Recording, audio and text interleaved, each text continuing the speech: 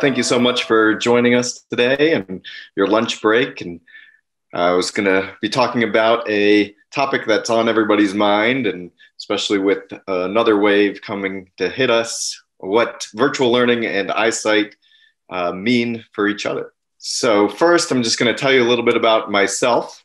I grew up in Northern Virginia and in Great Falls, and spent first 18 years of my life there. I remember actually coming to the Science Museum of Virginia in second or third grade and spending the night there. And remember taking the bus ride down and sleeping right next to the pendulum. So whenever I visit, I always have fond memories of coming back there and dissecting owl pellets. That's another fond memory of third grade at the Science Museum. So I went to high school at Thomas Jefferson High School for Science and Technology. Then went to the University of Pennsylvania for my undergrad training, where I had a dual degree in biology and biomedical science. I then headed to Vanderbilt for medical school and stayed there for my intern year in internal medicine and my residency in ophthalmology. And then I headed to Duke for 1 year for a pediatric ophthalmology fellowship. And all that brought me back to Virginia at Virginia Commonwealth University, where I am an assistant professor of pediatric ophthalmology and adult strabismus, where I see children for all sorts of eye health complaints, problems, and also surgical treatment for those issues. So virtual learning, it's here, it's strong, and we need to figure out how to best suit our children and how to protect our eyes during this time.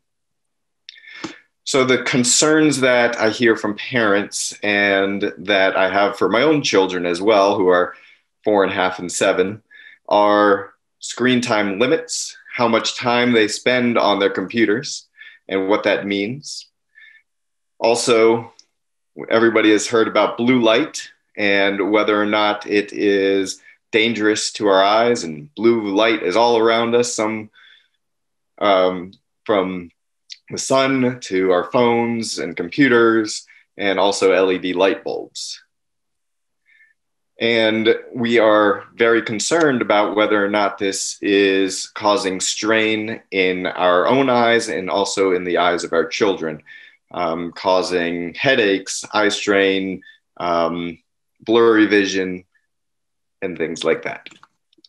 So, the goal of me as a parent, as a pediatric ophthalmologist, is to prevent eye strain and damage to the eyes. So the American Academy of Ophthalmologists, of Ophthalmology, has put out some educational pamphlets on vision and screen time. So from this infographic here, one of the important things is, posture and being 18 to 24 inches from the computer, taking a break to rest your eyes every 20 minutes, remembering to blink, reducing the glare on the screen, and adjusting brightness and contrast settings to your comfort level or your children's comfort level. And so today we're going to kind of talk about some of the reasoning behind these guidelines and talk about what is not here as well. So first things first, we have to know about the eye to know about vision. And so it is a small but very important and intricate organ that I fell in love with a long time ago, and wanted to let you know about how light gets into the eye so we can actually see. So in the upper left here, we have a front picture of the eye where the pupil is actually the absence of tissue. So it is the hole that allows light to come through into your eye. The light starts outside of your eye, then hits the cornea, which is the clear part of your eye, goes through your pupil, which is bordered by the iris, which is the colored part of the eye, hits the lens, which then focuses the light even more, to focus the light on the back part of your eye called the retina. And I always call it the camera film of the eye. And all my residents, when they're rotating with me, say, Dr. Silverstein, do you think these kids know what camera film is? And I say, well, I hope so, because that's my best analogy that I have. So I might have to come up with a new one soon. But it is the camera film of the back part of the eye. And so it receives the light from the world and then sends that information as electricity or electric synapses through the optic nerve into the brain for vision processing. So the eye gets the image, sends it to the brain for image processing. The lens in the eye is suspended by these zonules, which suspend the lens and allows it to change shape, which we will also be talking about soon. But that is actually a very important thing of vision and focusing, especially up close, is something called accommodation, which is when the lens changes shape to allow the light to focus on the back part of the eye when something is up close. And here is an actual picture of the back part of the eye. The pink, peachy part is the retina. And this little area right here in the middle is the fovea, which is the highest density of cones in our eye, which helps us see different colors and also see very sharp vision, where the rods deal more with motion and seeing in dim light. And so that information, again, travels to the optic nerve, which is right here, and then back to the brain. These are the arteries in the eye, and the thicker ones are the veins.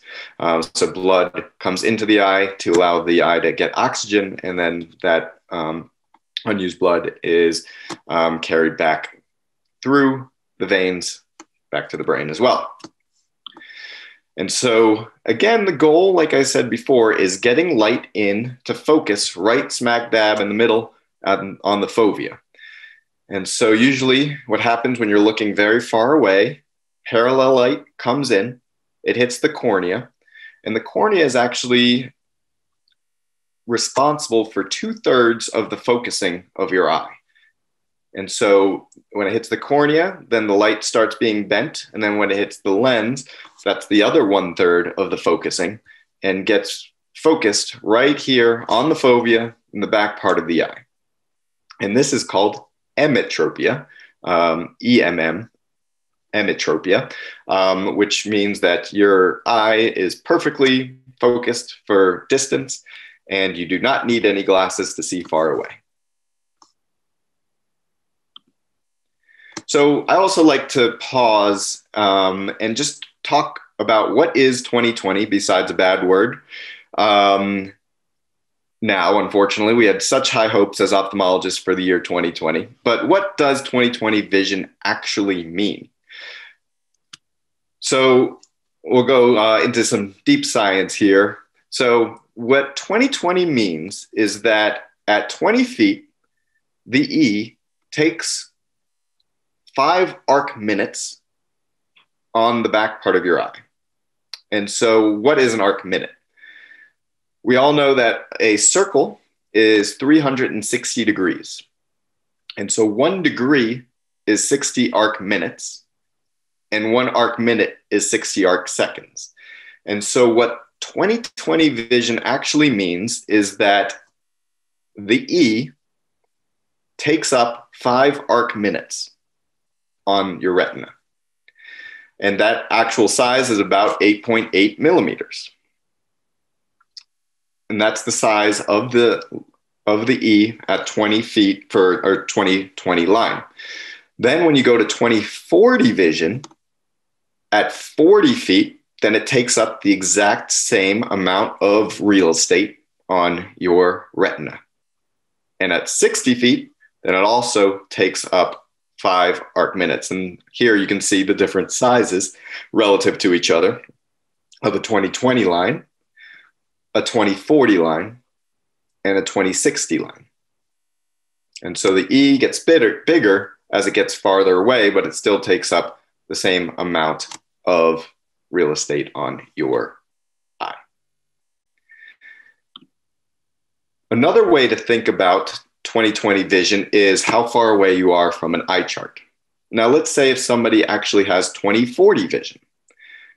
That 20/40 vision means that that person is standing at 20 feet, and that's the lowest and the smallest line of letters that they can read. When a normal person, or a person, sorry, with normal vision is 40 feet away. And so you have to be at 20 feet to see that same letter that another person can be at 40 feet. So to extend that to 2200 vision, somebody with normal vision can see a letter 200 feet away, where you with 2200 vision have to be 20 feet away to see that same letter. And so that is what 20/20 and 20/40, et cetera, vision actually means. So there are different things that can lead to decreased vision. There are things that can be corrected, like refractive errors, nearsightedness, farsightedness, and astigmatism. And then there are diseases of the eye that would lead to decreased vision that cannot be corrected by glasses. And so as an ophthalmologist, I care a lot about what's called the best corrected visual acuity, meaning what is the vision that the eye can see when the correct glasses are placed in front of the eye. And so let's talk a little bit about those refractive errors. One of the most common is myopia, which is also known as nearsightedness. So with this eye, when light comes in from infinity or from very far away, the light is parallel to the eye, or sorry, perpendicular to the eye. And then it comes in and it focuses, but it focuses the light too much. And so instead of focusing on the retina and on the fovea, it focuses in the middle part of the eye called the vitreous. And then it starts defocusing again, leading to a blur. So why it's called nearsightedness is when an object is up close, then that person might be able to see that object without glasses. And so if that light, or that object, which was very far away, is now 1 meter away, then the light, instead of coming in perpendicular to the eye, it's actually what is called diverging, meaning the light is still getting kind of farther and farther away from the point source. And so when that happens, that focus or that object goes from infinity to closer up. And since that moves forward, then this actually moves back a little bit to focus on the retina. So if you have a glasses prescription of -2 diopters, what that means is that your best focus, or the farthest that you can see, is 1/2, or the inverse of the -2, which is 0.5 meters. And so 0.5 meter away is where you can see. And that's the farthest that you can see. And then beyond that, it gets blurry and you need glasses. In contrast, farsightedness or hyperopia is the opposite problem, where the light coming in from very far away is focused behind the eye. And so that light needs to be brought forward to focus on the retina. And there's 2 ways that can happen. Number 1 is you can change the shape of the lens in your eye to bend that light more so it focuses on the retina. And that's the first way you can do it. The second way is the pair of glasses. And so by bringing that focusing with contacts or glasses, then you can bring that light to focus closer as well. Now, children on a whole are farsighted. And here is a graph of the prescription that children have over an average of children have over the first 15 years of their life, where they start with almost no prescription, then they become more and more farsighted, and then that farsightedness decreases over time as well. Okay, so now we understand a little bit more about how the eye works. Now, the other part that I talked about is the accommodation, which is how much the lens inside of your eye can focus so you can actually see at different distances. You can, for somebody who has zero prescription, they see far away. And then as things come closer and closer, you have to accommodate or change the shape of your lens in order to focus on the back part of your eye. And so here is a graph of what happens to the ability of your eye to accommodate over time. And so we'll start with the accommodative amplitude. So this is how much your eye can focus, again, in that unit called diopters, which is 1/meters. And so a child has an amazing ability to accommodate. They can focus really, really well up close. And so a lot of times I get concerned parents of a 2 or 3-year-old that's holding something really close to their face and saying, you know, I can't do that.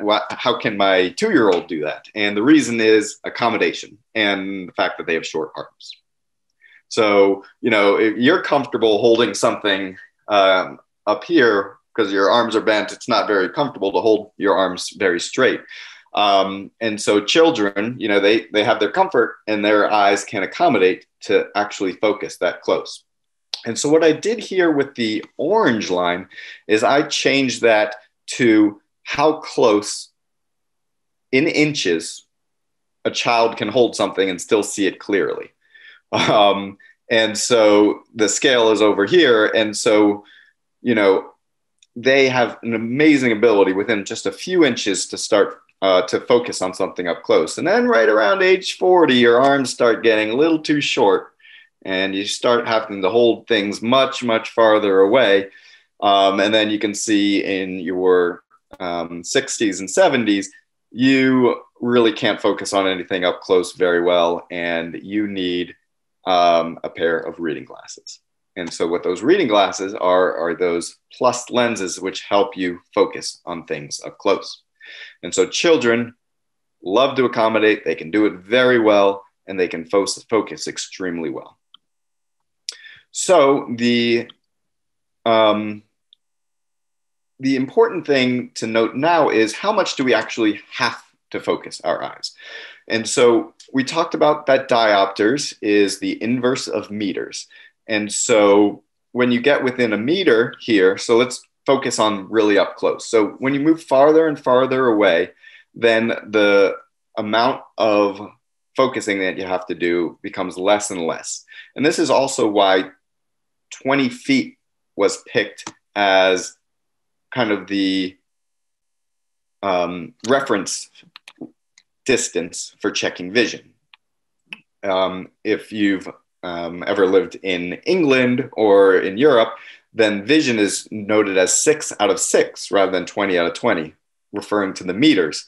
And so what happens when you get beyond 6 meters or 20 feet, there's really not much of a change to the focusing of the light for how far you get. But let's focus on up close because that's where computer vision is happening. And so when we focus up close, again, we've kept diopters here, but I've changed the x-axis to inches because that's how we think. And so as we get closer and closer and closer, then our eyes have to focus more and more on an exponentially increased amount of effort that's needed. And so when we are 25 inches away, it's just under 2 diopters of accommodation that we need to do. Whereas when we're around 5 inches from our face, then our eye has to be accommodating 10 diopters. And even closer, then it just shoots right up because it's the inverse of that. And so what happens is you can see where the light or the line kind of starts to asymptote or become a little bit more flat. Of the farther away you get, you're not really having to accommodate that much more. And so that leads us to the first recommendation that I talked about at the beginning of the talk, which is sitting 18 to 24 inches from your screen. So why that is again, that's the distance where it's a comfortable amount of accommodation without putting too much accommodative strain on your eye. So when we go back here, we see in the graph, that puts us right around this line right here. When we get closer and closer, then we're having to sustain that accommodation for longer and longer. And so that 18 to 24 inches is really important to, if you're going to be on a computer for a long period of time, then you can be that far away to relax your eyes. And I think that actually does provide a segue into one of those questions where which is better, a desktop screen or a laptop screen. And I think from this image, a desktop screen probably is a little bit better than a laptop screen, especially if it's on a desk that is kind of comfortable for where you are typing. Because look at the posture of this child here, where the back is arched over and they're sitting kind of close to the screen. And then the other thing that we've been noticing is sometimes the laptop screens are very small and the size of the font is unfortunately smaller than the teacher would like it to be. And so getting a larger screen allows the font size to be bigger to allow you to see the writing on the screen more clearly.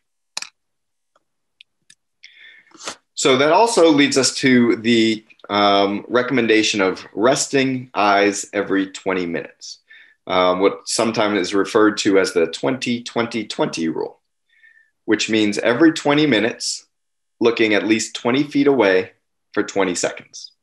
There's not a whole lot of data on this except for thinking about what happens when you are accommodating for a long period of time is that strain might start annoying your child, and taking that little break kind of resets the eyes, allows the eyes to relax and say, okay, let's get back to it.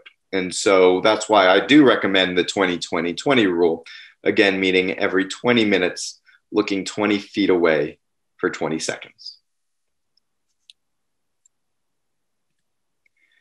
So going into more science and more studies, what exactly happens when we are using our devices besides accommodation?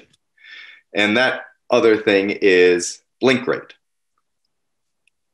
So we're always blinking whenever we're looking around. It acts like a windshield wiper, allows our tears to get rejuvenated on the front part of our eye, clear up any stagnant tears, and cause it to drain into little holes in our upper and lower eyelid and then into our nose to allow the cycle of tearing. And so what happens with the blink rate when we are on devices? It decreases significantly. So at relaxed in conversation, the average blink rate is around 15 blinks per minute. And now that I'm telling you about that, you are now thinking about how much am I blinking, and you might be blinking a little bit more, you might be blinking a little less than you usually do, but it's important to not pay attention to it right now because, you know, now you're paying attention to it, and that would change things. But then with video display terminal use, the blink rate goes down dramatically to an average of 5 blinks per minute. So other studies have shown it decreases by half. This one shows it decreased even more than that. And you can see the range of the blink rates of people does exist. And that's why I said the average is around 15 blinks per minute when you are relaxed, and around an average of 5 blinks per minute when you are using a video display terminal or a computer or smartphone. This has also been shown to decrease when you're doing near visual tasks like reading. Then this study actually put an anesthetic drop in the eye so you don't feel that your eyes are dry. And that kind of made the clutter of the blink rate even closer together because you don't feel like your eyes are dry, so which can be a indication for you to take a blink. And so when we take away that feeling, then your blink rate can get even lower to take away that driver for blinking. So again, what happens is we blink a lot less when we are on a computer screen. And that can lead to issues as well of dryness, irritation, blurry vision. All of those can be associated with a decreased blink. So that leads us to recommendation number 3, blink. Remind your children to blink. This can be pretty annoying to have somebody over your shoulder being like, blink, blink. But it actually is something important to remember to do. So again, that has a windshield wiper effect, allows the stagnant tears to be pumped away from our eyes and get some clearer vision to help us see better and also have much more comfort on our eyes. All right, the big blue elephant in the room is, what is the deal with blue light? So what is blue light is the first question. So light and other things on the visual magnetic spectrum is within the visual light. So we have different wavelengths of the light, and the smaller the wavelength, the higher the frequency and kind of the more power that light has. And so that's why we focus on the blue and violet light rather than the red light as something that potentially could be damaging to the eye. The eye does filter out ultraviolet rays through the cornea and the lens in our eye, but it does allow visual spectrum light to pass through to our eyes. So this slide that I showed you earlier, this picture where blue violet light is all around us, it is, and very frequently, and most notably through the sun, but also our devices and LED lights. So let's go to some facts that we know about blue light and the eyes. Sunlight also has blue light. It is significantly more brighter than your computer screen, can be up to 100,000 times brighter than your computer screen. And so, when you're outside, you're not thinking constantly, oh my gosh, blue light, blue light, blue light, but there is light that is coming into your eye at all times when you're outside. So overexposure to blue light and UV rays from the sun can raise the risk of eye disease, but the small amount of blue light coming from computer screens have never been shown to cause any harm to our eyes. I'm just going to pause there for a second and maybe repeat that. There has not been any scientific studies that show the blue light coming from devices are causing harm to our eyes.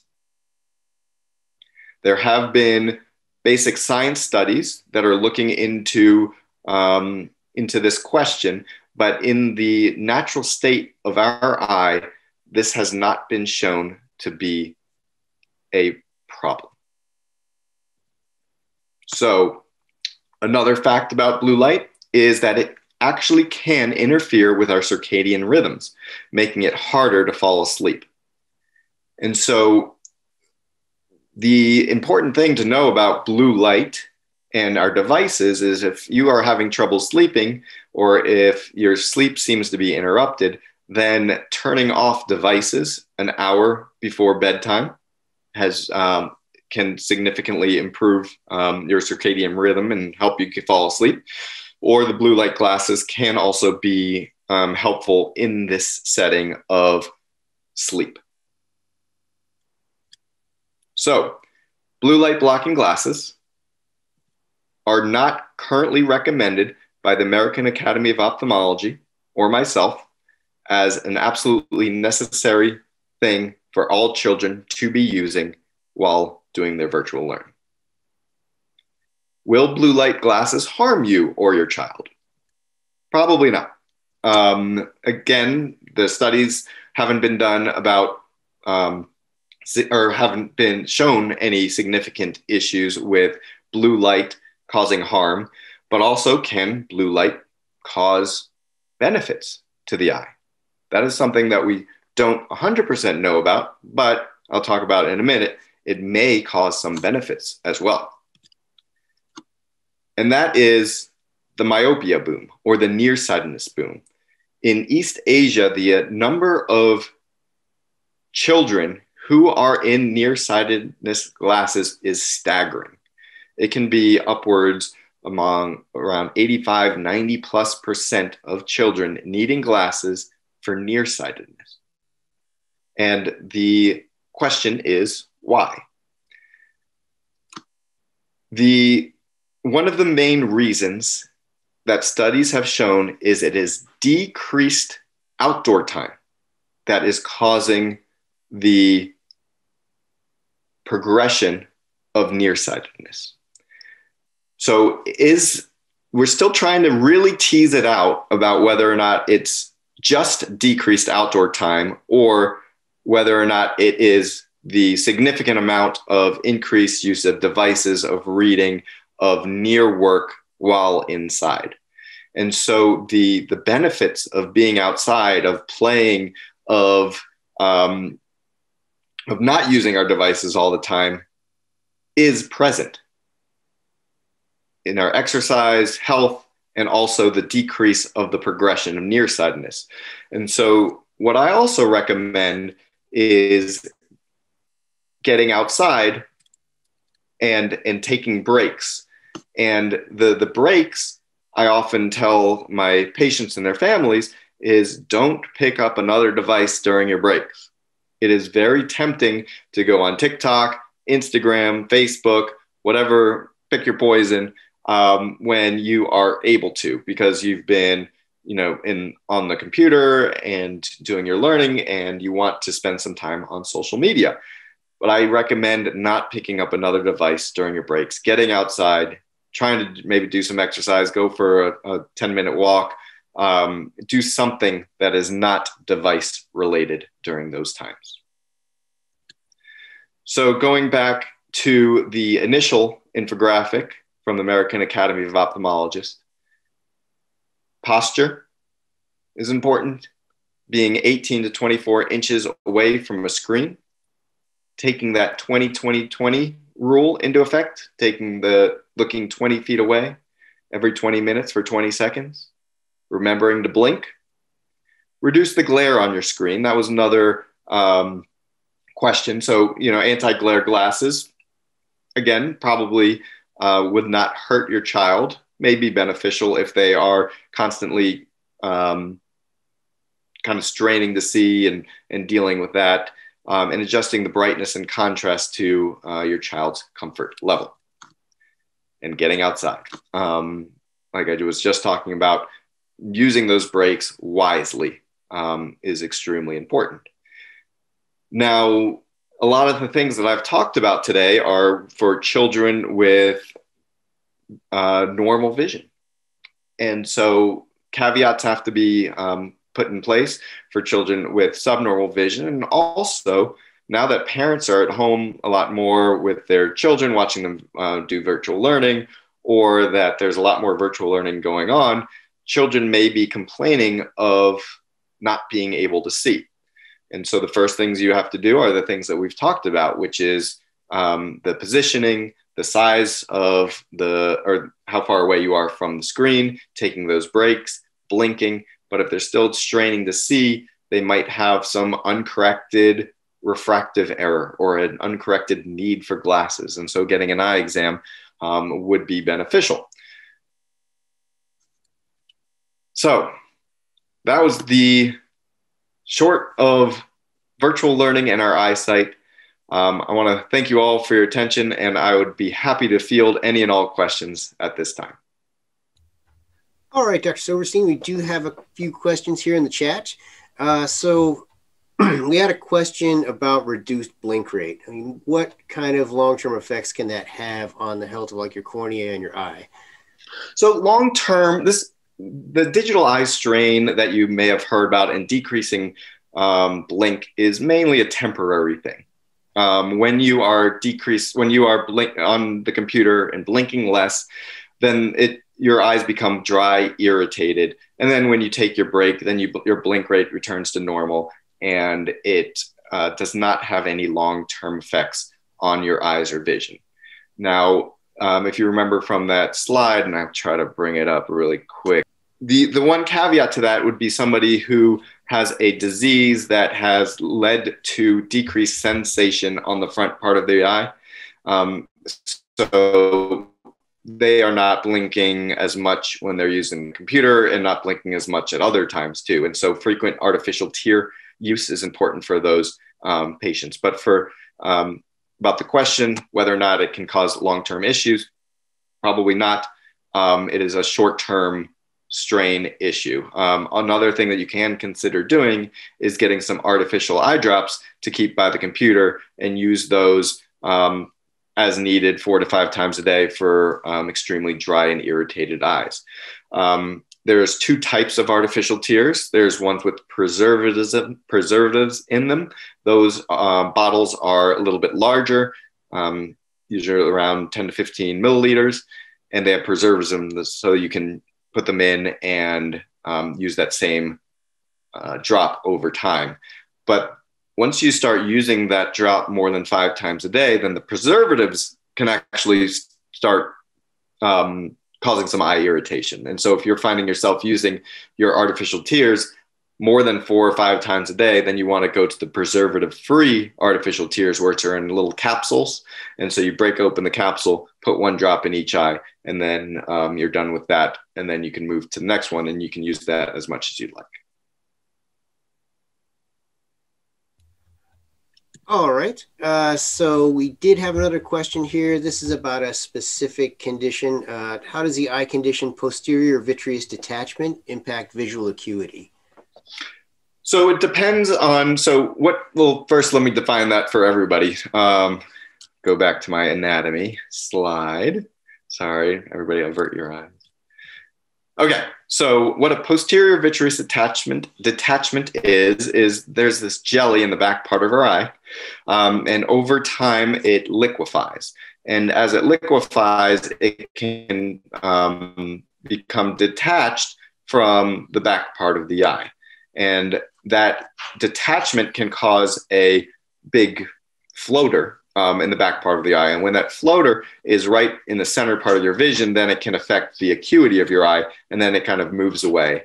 And most of the time, the brain can kind of tune that floater out and start ignoring it. And so sometimes when it's right in front of the back part of the eye, it can affect your visual acuity. But usually your eye learns to ignore it. Now, a posterior vitreous detachment can also lead to a retinal detachment, which can absolutely affect your vision. And so that's something that you need to be looking out for when you see this floater, whether or not there's a curtain coming down over part of your vision where you can't see in that area as well. All right. And we did have a couple questions here about methods to improve eyesight, some sort of eye exercises. No. So your eyesight, a balanced diet is extremely helpful to, the old wives' tale of eating carrots to improve your vision. Your eye absolutely needs the vitamins that are in carrots, but in a well-balanced diet, your eye gets what it needs. And so in order to improve eyesight, change your glasses prescription. There's no exercise, diet, or anything like that that can improve your vision. And that's kind of goes into another question that I often get is, my child needs glasses. How can I get them to not need glasses? And so, unfortunately, with today's science, we do not have any ways to change the shape of our eye in a child to eliminate the need for glasses. And so what I recommend doing is, when they're old enough, consider LASIK, where it changes the shape of the cornea, the clear part of the eye. And that could eliminate the need for glasses. But wearing glasses does not change the shape of your eye. It just helps you focus the eye or focus the vision. And so it does not, wearing glasses too much does not make your vision worse. Wearing your glasses not enough does not make your vision worse. With the caveat of a young child who absolutely needs glasses, and that can lead to something called amblyopia, which is a decreased vision despite the best glasses because of so much blur that was in their eyes when they were developing. So there are some children that absolutely need glasses to improve their vision. But for older children, 9 and older, and adults, wearing your glasses does not make you see better, worse, or become more dependent on your glasses. The reason why people want to wear or have to wear their glasses more once they get them is because now they understand what good vision is. And they can say, oh, that's what vision is supposed to look like. That's what the world is supposed to look like. Now, when I don't wear my glasses, I can't see that well. So I'm so dependent on my glasses where before I wasn't. It hasn't changed at all. Okay. So we did have a question. Is there a recommended minimum age for LASIK? Usually I start saying you can be evaluated in your early 20s. All right. I think that's all we've got. So we'll go ahead and bring it to a close for today. Thank you all for joining us. Thank you, Dr. Silverstein, for joining us, helping us discover more about our world and our eye health. Please join us next week at our regular time on Wednesday, December 30th at noon. We're going to have composer Dr. David Eibert. He's going to be presenting Exploring Exoplanets with Music. Dr. Eibert does very interesting musical compositions where he will basically take essentially scientific data and convert it to music. So it's beautiful. It's fascinating. Definitely do please join us next Wednesday for that. Thank you all again for joining us today. Until next week, stay safe and stay curious.